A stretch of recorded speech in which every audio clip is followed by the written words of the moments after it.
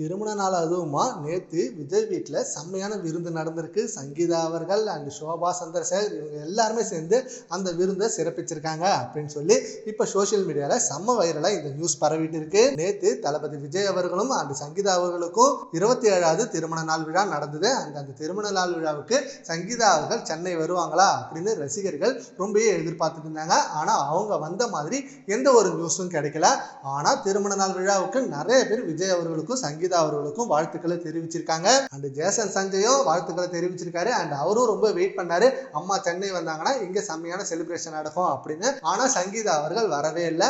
And அதுக்கு ரீசனா என்ன சொல்றாங்கன்னா, விஜய் அவர்களோட மகளான திவ்யா அவர்கள் இப்ப லண்டன்ல படிச்சுட்டு இருக்காங்க. ஸோ அவங்களோட படிப்பு முடிய இன்னமும் 2 or 3 months ஆகும். அதை முடிச்சுட்டு தான் சங்கீதா அவர்கள் அவங்க கூட சென்னை வருவாங்க.